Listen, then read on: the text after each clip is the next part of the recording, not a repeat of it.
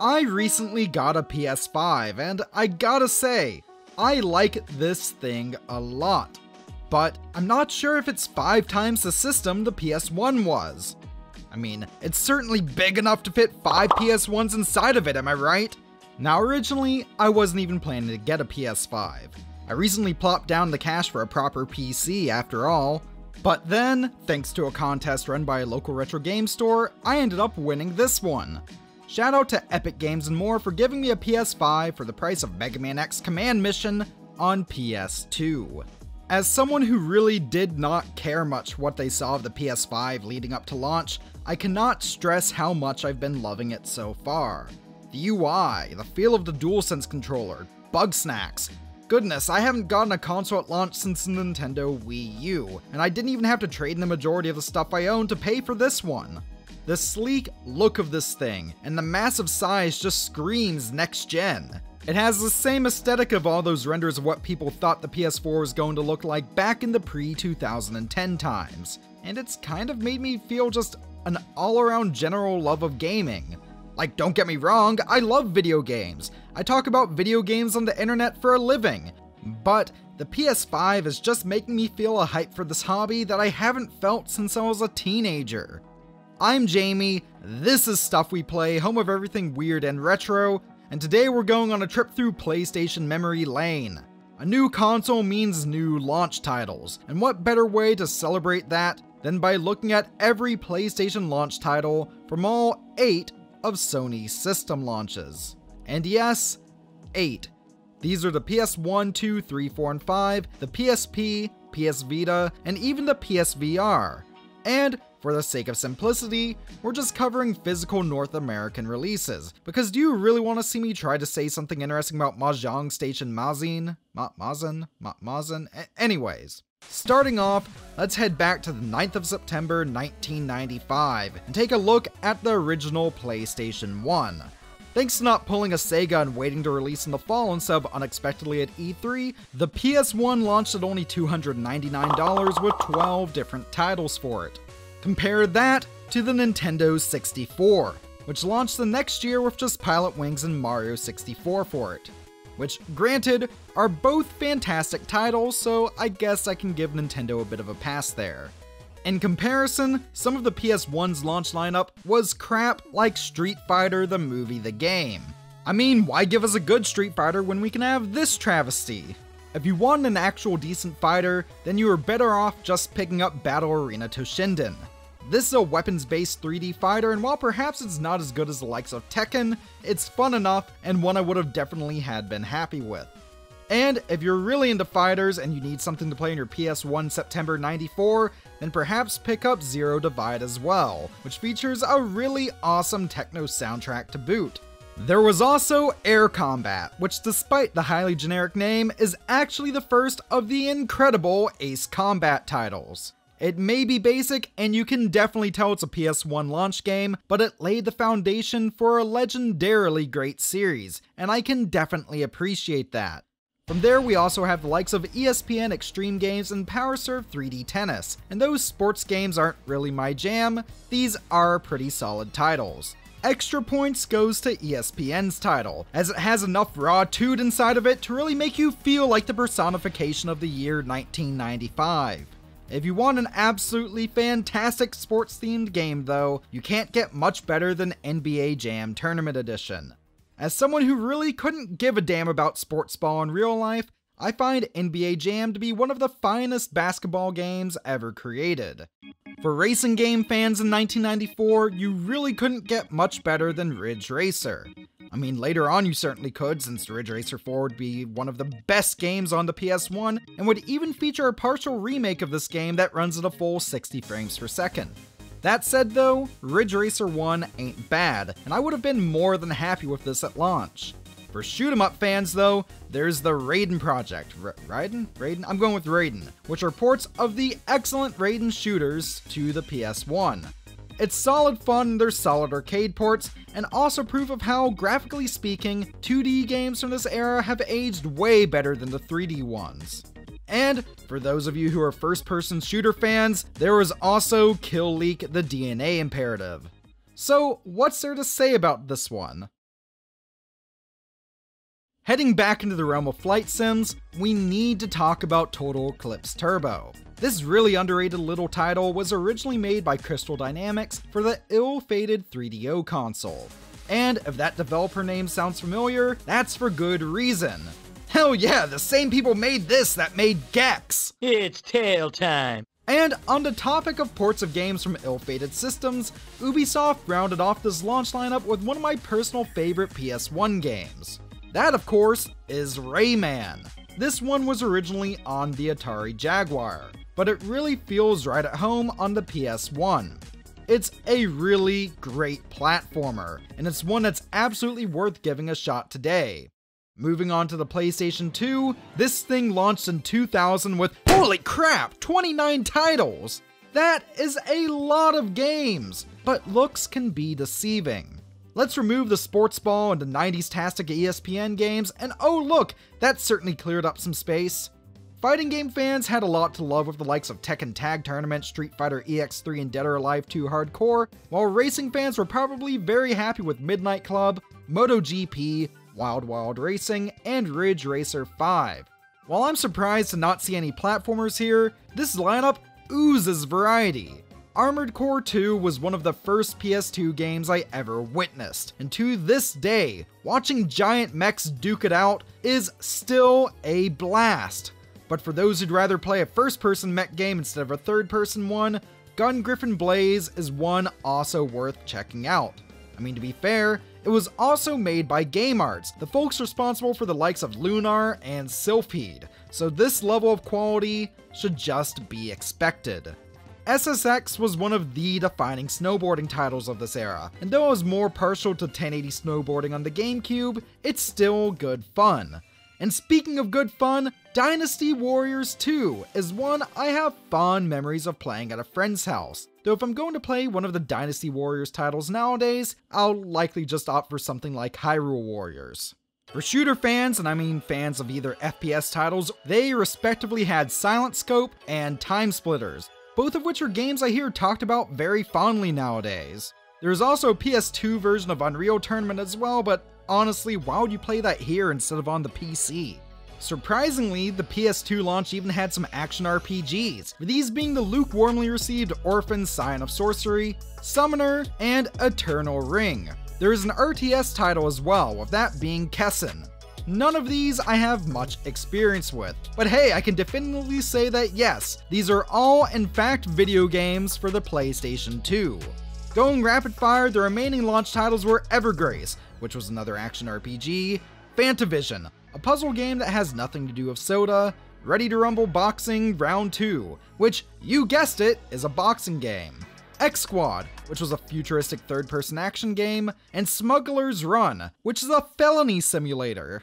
The PS2 launch library was, quite frankly, insane, and I think it had to be. Video game console wars are always competitive, but this one appeared to be especially cutthroat. This was the generation that the PS2 went up against the original Xbox, GameCube, and even the Sega Dreamcast. And while I prefer all of those systems over the PS2, I think I can easily say that this launch lineup is a perfect example of why the PS2 would outsell all three of those. Goodness, it beat the Dreamcast into the ground so badly that Sega would leave the console market within a year. I'd argue that, due to a perfect mix of quality and quantity, the PS2 had the strongest launch lineup of any console ever. So, Sony was on top of the world with the PS2 launch. So how did they follow it up? Well, put simply, they dropped the ball. I love the PS3 as much as the next person, but if I had to choose between Wii Sports and spending $600 for a Blu-ray player, I'd follow up by asking if you'd be down to make a me with me first. Sony got cocky with the PS3, and it'd take until the PS3 Slim came out for it to really start picking up steam. And yeah, it ultimately did sell better than the likes of the Xbox 360 worldwide, but those first few years of the PS3 were kind of rough. Launch-wise, there were 13 games here, but that's reduced to 8 when you get rid of Sports Ball and the Stench of Rotting Fish. Starting off strong, Untold Legends Dark Kingdom was a pretty decent little hack and slash, and Ridge Racer 7 was, well, more Ridge Racer, which is a good thing. And for fans of big-ass mechs, then you're in luck because the PS3 even had a Gundam game at launch. Marvel Ultimate Alliance was a really popular comic-based action RPG that a lot of people swear by, but I could never really manage to get into this one.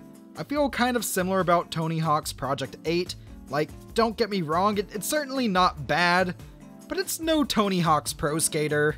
And as for Blazing Angels, just give me Ace Combat instead. This was also the generation where really bleak first-person shooters were the big gaming fad, and Resistance Fall of Man definitely fits the bill for that. The only other game at launch was Genji Days of the Blade, and all I have to say about this one is, so here's this giant enemy crab. It's really surprising how lackluster the PS3's launch was. Hell, just a year prior, Sony had once again hit it out of the park with the PSP launch. Full disclosure, the PlayStation Portable is one of my favorite handhelds of all time. It was comfy to hold, used those really cool looking UMD discs, and was the only handheld console that I can think of that ever really gave Nintendo a run for their money. Anyway, the PSP had 16 games available at launch. However, because I really don't care for sports, let's just remove Gretzky NHL, NBA, and World Tour Soccer from that list. There's some really solid console ports and adaptations here. Ridge Racer, Tony Hawk's Underground 2, Dynasty Warriors, Ape Escape on the Loose, and even a version of Spider-Man 2, which is unfortunately not nearly as good as the PS2 and Xbox versions. But hey, it's still neat to see here. Racing fans definitely got some of the best variety here. Want some Need for Speed action? Boom! Need for Speed Underground Rivals. Maybe some fast-paced futuristic racing? Boom! Wipeout Pure. Want to just drive around and blow crap up? Boom! Twisted Metal Head On. There's also an entry from one of the most underrated fighting franchises out there in this lineup, and that's Darkstalkers: The Chaos Tower. Granted, this one is just a mostly straight port of a Japanese exclusive Dreamcast game, but as someone who desperately wishes we could get a new Darkstalkers on a modern platform, I'm happy to see this one here. There are also some neat other titles in this lineup. Lumines is a really great puzzle game by the same guy who'd later help make the incredible Tetris Effect for PSVR. Untold Legends Brotherhood of the Bad is an action RPG that supported 4-player co-op over the PSP's ad hoc feature. And weirdest of all of these, Metal Gear Acid is a Metal Gear game that takes place in an alternate universe from the Metal Gear Solid games, and instead of stealthy action, instead revolves around tactical card-based RPG stuff. I mean, it's not necessarily a bad game, it's just not incredible and really weird, just not one that I think's for me. And now that I think about it, not incredible and really weird sums up the PSP launch lineup pretty well, even if I do actually like most of these games. When the successor to the PSP, the Vita, launched in 2011, it had the same number of games available as the PSP did at launch. However, the Vita ended up being what we in the industry like to call a failure. Hugely expensive proprietary memory cards and widely advertised 3D capabilities that are only available from AT&T are a great way to guarantee a lack of success. But it was a fun system to play on that seemed leaps and bounds ahead of the 3DS, which came out the same year. Also, the only time I remember seeing people actually playing the Vita out in the wild was right after launch. That was probably because of how solid that launch lineup was. I mean, there were some oddities. Ben 10 Galactic Racing and Asphalt Injection aren't exactly what I'd call the pinnacle of racing games. And I swear, Michael Jackson The Experience isn't a bad game, just kind of a weird one to launch a console with.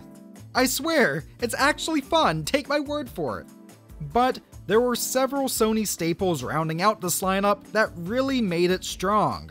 Most notable of these is Uncharted Golden Abyss, a brand new Uncharted game developed from the ground up with the Vita in mind. And sure, yeah, it had some very obviously shoehorned in touch controls, but it's overall a fun playthrough, and not just a good showcase of what the Vita is capable of, but a must play to this day. There was also another version of Lumines, Wipeout 2048, Mod Nation Racers, and even a new Hot Shots Golf. And speaking of sports, yeah, I don't particularly care for F1 2011 and FIFA Soccer, but Virtua Tennis 4 is a welcome addition here. Hack and slash fans also got a fairly solid choice here with Dungeon Hunter Alliance, and fans of 2D platformers could pick up a portable version of the excellent Rayman Origins. Fighting game fans also had a lot to love here, with both BlazBlue Continuum Shift and Ultimate Marvel vs. Capcom 3 being available from launch. And love them fighting game fans did, especially with UMVC 3, which was the one game I saw the few Vita owners I actually knew in high school playing. The most interesting of these, though, was Little Deviants. It's a really neat little minigame collection that I think shows off what the Vita is capable of really well. This game is to the Vita as Wii Sports was to the Wii, or as Nintendo Land was to the Wii U. However, Little Deviants also suffered from the same critical issue that Nintendo Land did. And by that I mean, why the hell wasn't this a pack-in with every system? Like, it's not a bad game, it's just not something you want to actually pay money for. But with that said, at least the Vita had actual games you'd want to buy at launch. As much as I came to love the PS4, I got one for Christmas the year it came out, and goodness I wasn't impressed. I had 3 games initially: Need for Speed Rivals, Killzone Shadowfall, and Knack. Here comes the money. Of those, the only one I sunk a lot of time into was Need for Speed Rivals. I mean, look, I enjoy me a good racing game, and that one was admittedly pretty solid. But Killzone, mediocre as hell. And Knack, well, that one's a meme for a reason. Who the hell thought it'd be a good idea to make a platformer where jumping is an event of note? Probably the best of these games was Assassin's Creed 4. I mean, it's still my favorite Assassin's Creed game, if only because I really loved the pirate gameplay. But also, by the time it came out on PS4, I was already one of the 3 people who had actually bought it on the Wii U. After that initial Christmas with it, my PS4 just kind of gathered dust for a few months until the then newest Dynasty Warriors came out. The PS4 launch library was filled with a lot of titles I just label, who cares? So many of these launch games were just yearly stuff that gets crapped out into any console people are buying. Like, no offense if you bought a PS4 just because I had Just Dance 2014 on it, but those aren't exactly the type of games that I buy a system for. Call of Duty? Eh. Battlefield? Meh. Skylanders? Not for me. 3 different varieties of sports ball? How about 3 different varieties of no? I mean, on one hand, LEGO Marvel superheroes looked kind of cool, but on the other hand, holy crap, they launched a system with Angry Birds Star Wars on it. This is the point when the world started to go downhill. The most interesting game here was Injustice Ultimate Edition. And it's a fun title, don't get me wrong, but it's kind of sad when the most interesting game in your launch lineup is just a port of a game that's already 6 months old. And do you know what else is kind of sad? I need to dive into the PSVR launch lineup, but I don't actually own a PSVR. I actually don't own any sort of VR headset. Hell, I don't even own a Virtual Boy. It's just one of those things where I've played it a lot at friends' homes, but I've never really found a reason to clear space in my office for one. As a consolation, please take a look at my PS1 with this cool flip-top screen here. Anyway, I should note, the games we're about to go through are titles made specifically for the PSVR headset, and they aren't just standard games that just happen to support it at launch. And though we're only briefly going over 8 games here, there were actually many more than that, which could only be obtained digitally. These are just the only 8 PSVR launch titles that had physical releases.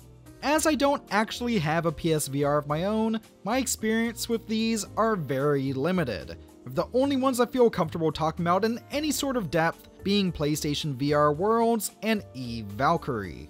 Anyways, here's a brief general overview of the other 6. Battlezone is a tank fighting game, but in VR. Drive Club VR is a racing game, but in VR. Hustle Kings VR is pool, but you guessed it, it's in VR. And as for Rig's Mechanized Combat League, that's actually a really cool looking first-person shooting sports game thing. It's kind of hard to describe, but I really want to give it a shot sometime. Like, if I ever get a PSVR of my own, this is going to be one of the first games I get for it. Loading Human looks like it'd be a pretty interesting sci-fi adventure game, though after looking at reviews, perhaps it's all style and no substance. And Super Stardust VR looks awesome! Seriously, I love Super Stardust. But does the VR really improve it that much? PlayStation VR Worlds was bundled with a lot of PSVR units, and my goodness, it is definitely a pack-in game. There's 5 different mini-games here, which are referred to as experiences. I mean, they aren't bad. The game isn't amazing or anything, and it's certainly not something I'd pay actual money for, but as a pack-in title, it's pretty good. Eve Valkyrie, on the other hand, absolutely blew me away. I tried this one out at a PSVR launch party I went to, and I think a flight combat game like this lends itself incredibly well to VR. Just the experience of being able to look around at where all of your enemies are and hearing all the fire all around you really makes you feel immersed into the world of the game. It's a stunning showcase of what VR is capable of, and it absolutely had me considering buying a PSVR headset of my own. Well, until I saw that $550 Canadian price tag anyways. I mean, look, I know VR headsets ain't cheap, but it was 2016, I was a poor university student, so I felt pretty comfortable passing and just getting my VR fix at a friend's house. Moving forward to that terrible year 2020, I'm surprised the PS5 is doing as well as it has been so far, what with being launched during a pandemic and all. That said, I think Sony has absolutely knocked it out of the park with the PS5 launch lineup. It's not as good as the PS2 lineup, but as someone who was feeling kind of ho-hum about the PS5 as a whole before launch, I found a lot to love here. It probably helps too that Sony's giving away a bunch of great PS4 games to PS5 owners with PlayStation Plus via the PlayStation Plus collection. But even then, the PS5 exclusives rock. When this system launched back on November 12th, there were some great games available. I know. I say this like I'm not recording this literally 10 days after launch. The standout title for me was Bugsnax. With its lighthearted tone and catchy song, my cynical heart thought that this was going to be the PS5's equivalent to Knack. And goodness, I'm so glad I was wrong. Bugsnax reminds me of several things. Pokemon, Viva Pinata, and even the old school Rare titles in the N64. And I mean that in all of the best ways. It also helps that this one was November's free PS Plus game for the PS5, but really there's enough to love here that I'd actually recommend picking this one up if you get a chance. To be fair, there's also a fair few ports from last gen systems as well. Devil May Cry 5, Planet Coaster, Yearly Sports Trash make up just some of these games. And yes, I know I say this as someone who's absolutely been loving Assassin's Creed Valhalla, even though I'm well aware that I could have just picked that up on PS4 instead. I'm also a bit confused as to why Godfall got a physical release, since it's an online-only game. Do people actually go out of their way to get things like this in that physical Fortnite Deep Freeze bundle? It all just seems like a waste of money and plastic to me. And yeah, you're probably sick of hearing me say it by now, but I really do not care for Call of Duty, and the new Black Ops is no exception. This lineup isn't nearly as sizable as that on the PS2, but what's here is mostly quality. Spider-Man Miles Morales looks like a ton of fun, and as someone who adored Little Big Planet back on the PS3, I'm really happy to see Sackboy: A Big Adventure here. And I know Demon's Souls is just a remake of a PS3 game, but damn it, it looks fun! Let me have this! The last game I want to mention in this video is technically a pack-in. It does not have a physical release, but it is built into literally every PS5 as far as I know. This is Astro's Playroom, and it's actually the third such game featuring Sony's little robot here. The last of these was Astrobot, which was a really charming VR platformer made with the PSVR headset in mind. But the first of them was The Playroom, which was a mini-game collection that came preloaded onto all PS4s that showed off the DualShock 4 controller. Astro's Playroom goes ahead and combines these two concepts. It's a game made with the sole purpose of showing off everything the new DualSense controller can do, but it's also an incredibly solid 3D platformer based around exploring stages, collecting gachapon toys, and just celebrating the entire 25+ year history of PlayStation games. Is it filled with gimmicks? Absolutely. But somehow all of the touchpad swiping and controller tilting feels natural instead of intrusive. And is it short? Oh yeah! and I even managed to beat it in only around 2 hours and some, and that was on a live stream to boot. And is it filled to the brim with what some would describe as nostalgia pandering? Again, yes, but I just don't care because it's all so charming. Astro's Playroom is an incredibly fun little platformer that not only makes me excited to see what the PS5 is capable of, but also makes me look forward to seeing how future games will push the hardware to its limits. It's charming and easy to pick up and play, and you can bet I'll be going back sometime to collect all the trinkets I missed on my first playthrough. Of all the pack-in titles I've ever had with a system, this one is up there as one of my favorites. But all in all, I'm just really excited for the future of gaming.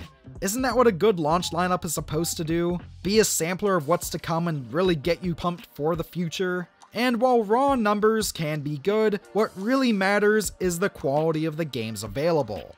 It's how Nintendo got away with launching the N64 with only 2 games. And also how the PS5 wowed me with a little title about a robot.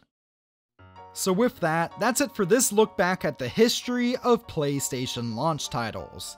This isn't going to be a series of videos or anything, but it's more so just a video I really wanted to do because I've been on a PlayStation kick ever since I picked up my PS5. But anyways, what console launch do you remember the most fondly? Let me know down in the comment section below, and don't forget to subscribe to Stuff We Play for more great content like this.